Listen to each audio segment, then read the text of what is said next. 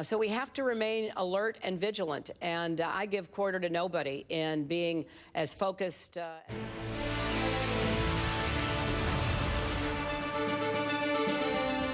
We're going to cut away from that interview with Hillary Clinton. The Belgian Prime Minister is speaking now in the wake of the Brussels terror attacks. To be barbarous enemies of freedom, democracy and fundamental values, to say to them that we will remain united as one.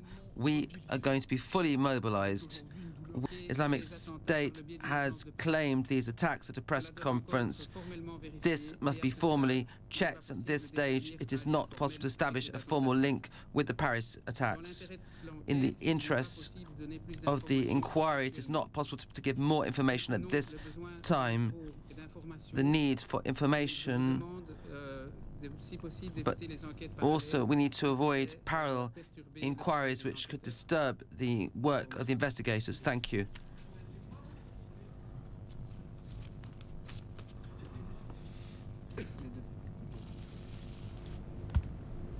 You've just been listening to Belgium's Prime Minister and the Belgian prosecutor. Now, the Belgian Prime Minister said, "We stand united as one. We have deep pain in our stomachs and hearts."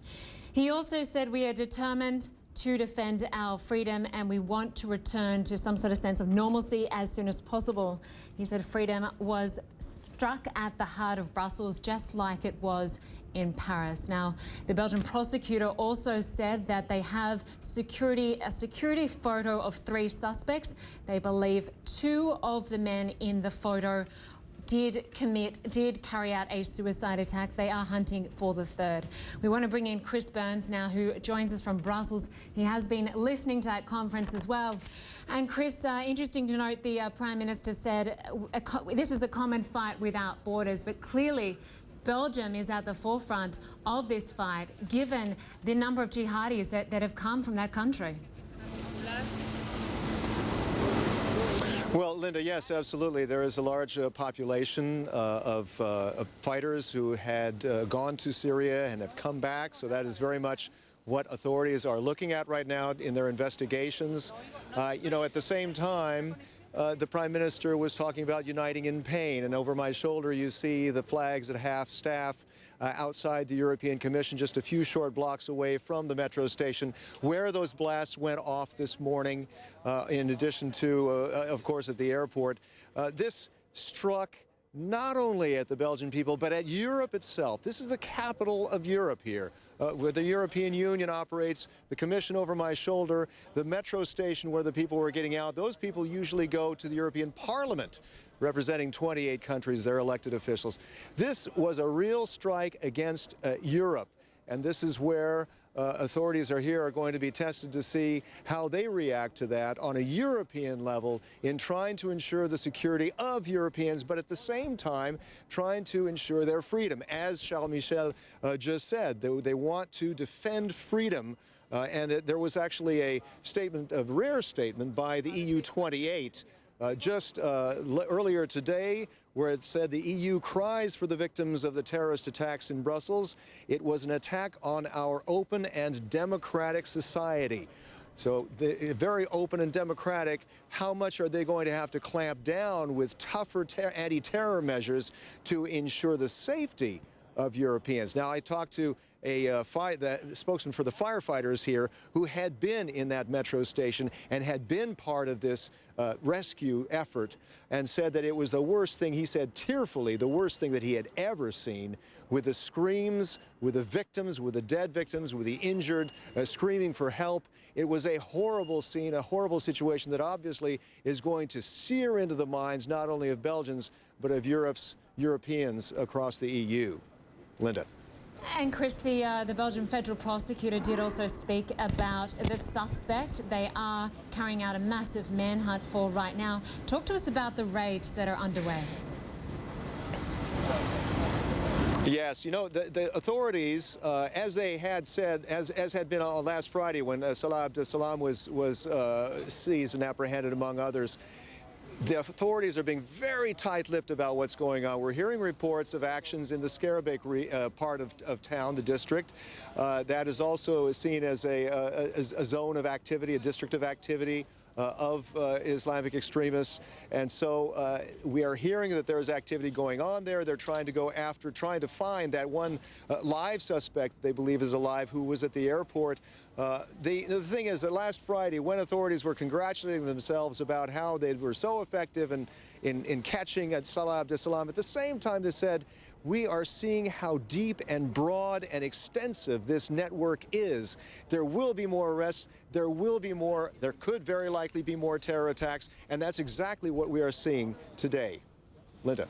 And Chris, we know obviously that the city is virtually in some sort of lockdown with public transport cancelled and flights suspended. Just give us a sense of the mood there. Are people staying indoors? Well, very much. I think, this is, we're seeing kind of a replay after the November attacks in Paris. The city here was also in lockdown for several days with the metros shut down, the public transit shut down, a lot of schools were shut down. We're going to see a replay of that, although must note that what I'm seeing so far, reports from the authorities are saying that they are going to keep the schools open. That's the last word I've heard. But aside from that, yes, there is a very great sense of nervousness about what could happen next. That's exactly how the feeling was back in November, and we're seeing that today as well. People are staying off the street. It is a virtual ghost town in much of Brussels. We also heard there were at least three bomb scares, one outside the U.S. Embassy, one outside one of the courthouses here in town, and one at one of the other metro stations. So there is a continued fear and almost a neurosis among a lot of Brussels residents about what could happen next. Linda. And Chris, there were concerns about fears of a terrorist attack when Abdeslam was captured several days ago, but only today has the terror alert been raised to its highest level. What does that mean? What authority does that give to investigators there? Well, it obviously gives them tougher investigative powers and also increases the security presence here in town by police, by soldiers. We've seen, especially even since November, we've seen soldiers on the street posted outside of very key buildings, and we're going to see a lot more of that in the coming days with the terror level raised to the highest level of 4. Linda. Okay, Chris Burns, great to have you with us on the streets of Brussels. Thank you very much. Thank you. CNN aviation correspondent Richard Quest joins me now from New York. And Richard, looking at the airport attack, we know that one of the attackers was a suicide bomber. We believe the other bomb was in a suitcase. Both happened in the departure terminal. It seems to be a pretty soft target. It is, because that is where passengers arrive with their suitcases, and you have to get them, excuse me, from the terminal through security and onto planes. So you've got a large number of people with a large number of suitcases, all of which are, or could be, a potential risk. And the options are few and far between. Notably, of course, you have to screen them. And that's what many airports, most airports in India do, certainly in the main cities of Mumbai and New Delhi. They screen as you're going into the airports. That's what many airports in the Middle East do, in Cairo, in some airports in Africa. And that is all a response to the known, excuse me, to the known risk that terrorists can get bombs into these relatively soft areas, which are the departure lounges or the departure check-in areas. And of course the other attack was carried out in the subway, the metro train station in the heart of Brussels. Clearly most metro trains in cities don't have any security. Well, the authorities have looked at this 1,000 times. Some places have got many, many security officers trying to weed out. Some use facial recognition. The latest technology on facial recognition is being used. Some have metal detectors. But the sheer size and scale of any city's subway system, remember, Linda, it is the backbone of moving populations around cities.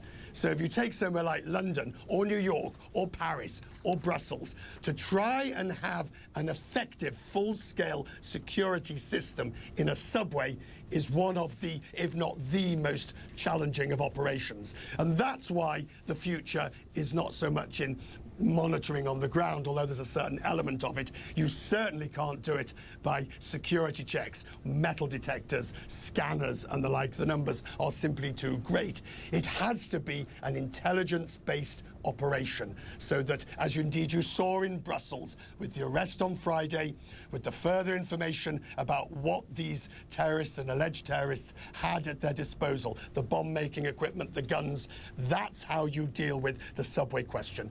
Just hoping that your police officers in the subway, the random cameras will pick up something, that you might be able to put up a security barrier. It's not going to work that way. So pretty difficult to change the security at the train stations and the airport, particularly in those departure lounges. But clearly security cameras are providing a useful tool when it comes to tracking suspects after an attack. Well, yes, but that's after the event. And the picture that we're now seeing from the airport gives hope of finding the perpetrators.